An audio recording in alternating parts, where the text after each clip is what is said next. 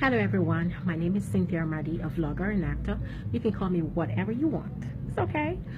Today I just want to sound off on this new madness that is eating the fabric of Nigeria, that even the leadership is being very passive about. I'm talking about the new selfish, useless cause called the agitation for Biafra.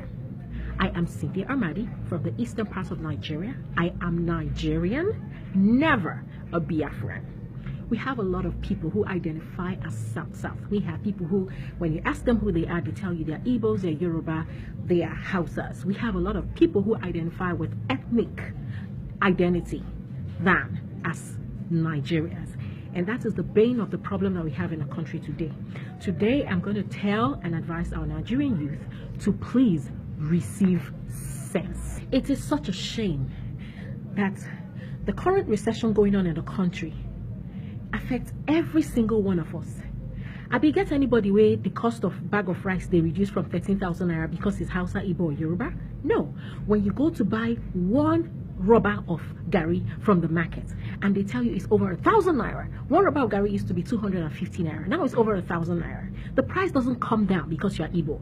It doesn't go up because you're Hausa. It doesn't reduce because you're Yoruba. It is still the same amount. So we are all united in the suffering brought about by this recession, but we fail to see that we have one common enemy as Nigerians, the government and the government officials. So instead of fighting them, we channel all our energies into attacking ourselves, dividing ourselves in the process, agitating for Biafra, the North asking the South to move. Come on, what is going on? When are we going to receive sense? All you Igbo youths, where they shout Biafra, Biafra, Biafra, go and find out the history of Biafra and Nigeria. Understand the struggle. Find out the millions of lives that were lost.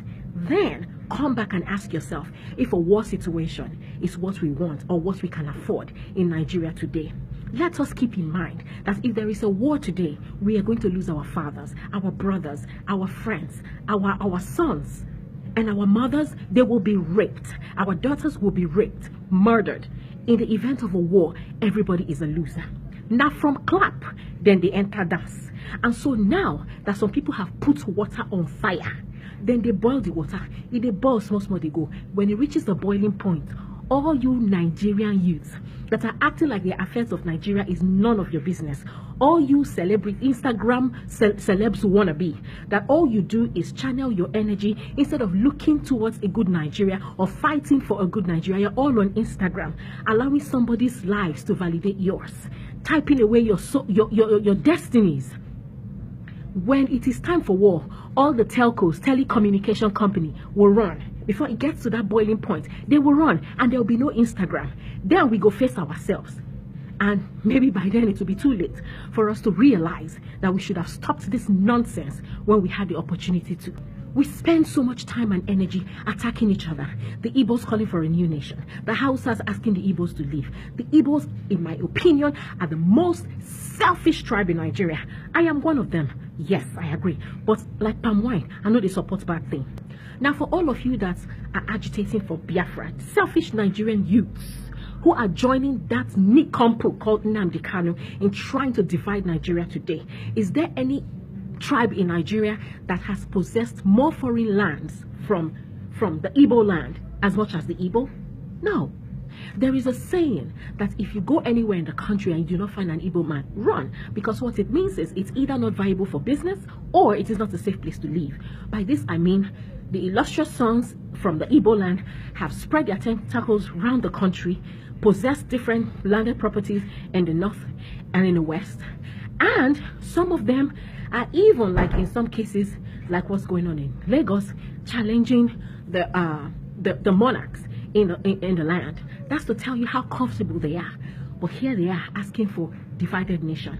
Can somebody tell those Nigerian youths that are agitating for Biafra that even the late Ojukwu, who was the propagandist and the originator of this Biafran thing, God rest his soul, but before he died, he did grant an interview where he said it will be a mistake for Igbos to agitate for Biafra, a second time. So all you sons of the land who are just following leadership, who are following people you call your mentors to try to divide this country, in the event of a war, now go lose. It's been a delight to see Nigerians come together to fight collectively, to fight the government for what is rightfully ours. Instead, we are busy fighting ourselves. Mothers, our mothers, caution your children, caution your sons. It is time for una to carry una breast, begin to talk to una children. Remind them of how they sucked your breast, and remind them of how you are not ready and willing to be a childless woman. Remind them of how you are not willing to be a widow. Remind them of how you are not willing to be raped. Ask some of the older ones that is still left in our generation. Ask them, those who witnessed the war, ask them what it felt like in a war situation. So before we call for war, let us first think, because in the event of a war, everybody will be a loser. Now let me bring my point closer home. Biafra this, Biafra that. We want this, we want that. Let us face it. The most ethnic bigots in Nigeria are the Igbos. The average Igbo man does not love his fellow Igbo man. If you see a man from Anambra and you identify as a man from Delta, from Asaba, that shares a common boundary with Onitsha, tell them you're an Igbo man. They will tell you that you are Delta Igbo, you are not an Igbo. You are not a full Igbo. That's to tell you how there is no love amongst us. But amongst the Yoruba people, as long as you speak that language, whether you're from Lagos State or you're from Kwara State or you're from Ekiti State, they identify as Omoya. They don't talk boundaries. So the average Igbo man is very selfish. He is friends with his fellow Igbo for as long as he has an edge over him. The minute his brother is beginning to do well, and the minute his brother starts showing prospects of doing better than him, enmity comes in. Check out our Igbos who travel at the end of the year for festivities around the Christmas and New Year period.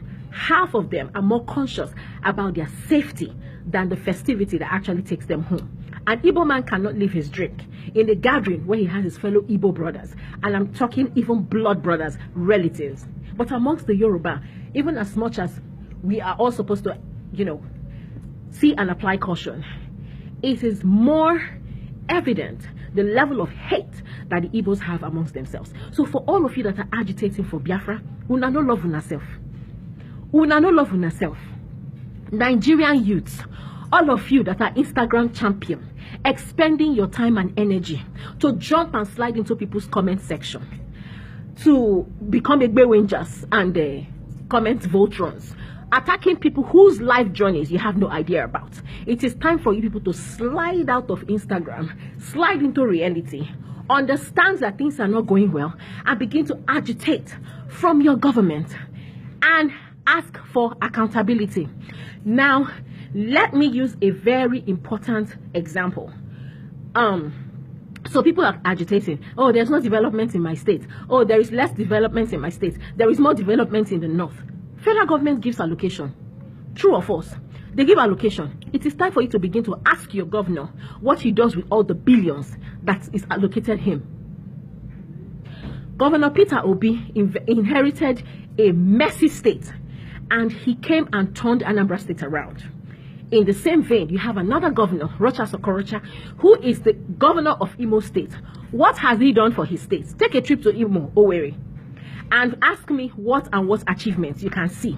These are two Igbo men. Instead, Rochas Okorocha putting up billboards celebrating people whose direct achievement has no bearing on the development of the state. And you are shouting, government. If you're attacking government, at least know who you're attacking. Your governors collect state allocations. They collect funds. Begin to attack your governors. Ask them for accountability. If Nigerian youths come out and begin to burn houses of governors or begin to stone our politicians, after all, oh, by the way, it's been 2 years. Our politicians, the ones in government now, asked us, and they actually gave us the permission to stone them if after 2 years we do not see a fulfillment of the promises that they made to the Nigerian people. Well, it's been 2 years, so it's time for us to begin to publicly stone our government. and the government officials. That way, when they see that the masses are after them, they will begin to come correct before you begin to hide under people, hide under the banners of selfish interests, before you begin to call for the division of this country called Nigeria, before you begin to make rubbish the efforts that our fathers, Herbert Macaulay, Nnamdi Azikiwe, and Obafemi Awolowo, and a host of them who actually fought with their blood for this country, before you call for the division of the country. Remember that in the event of a war, there is no winner. Everybody is a loser. In conclusion, our misguided Nigerian youths who are used as a tool for selfish or to achieve selfish aims, I would like to ask Una don't chop 3 square meals a day. Una don't chop 3 square meals a day. All these people where Una they fight their battles, who them help? They help Una. Half of them that are trying to divide this country, Nnamdi Kanu, for instance, that guy should be locked up and the key to the jail thrown away for life. That guy has his family outside the shores of this country. He is a British citizen. So what it means is that at the slight sign of trouble, he can leave the country, and then he will leave you to pay with your blood for an agitation that he started. So all of Una, where they jump, where they do Egbe Winja, where they shout Biafra, Biafra, without even knowing what you're fighting for. Ask yourselves, Una get visa? If them begin they burn houses now, they rape Una sister, say they say to make everybody now run. You get visa to run, go anywhere. Because whether you like it or not, the children of the rich, half of them school abroad, and even the ones who are here in Nigeria, by the time push comes to shove, they can leave the country and they will leave you to pay with your blood. So Nigerian youths, if you now no get sense, begin to receive sense. And if you receive sense, you know what, apply sense, you no go ever get sense again. Before you fight, ask yourself, what am I fighting for? The people who are asking me to go fight, of what interest do they represent? Do they actually represent my interest? Let us come together and fight the government. Let us come together and fight the policies. It's high time to abolish Federal Character Commission, because clearly it know they work. If na business, it know they move. Maybe when it was formed, we thought, or the people who formed it thought it was going to be of an advantage to Nigeria. But clearly, over decades, the Federal Character Commission has created more division in the nation than uniting people. So maybe it is time for us to take away place of origin from our forms. It is time for us to stop with the quota system so that people who actually achieve certain positions can get the right to be in those positions, and not keeping certain quota for people who do not qualify. Because by so doing, you also encourage those people who are not qualified to achieve just like the people who qualify. This is my own 2 cents. Una fit cost me Egbe Wenja. Time for una to slide into comment section. Now your headache be that.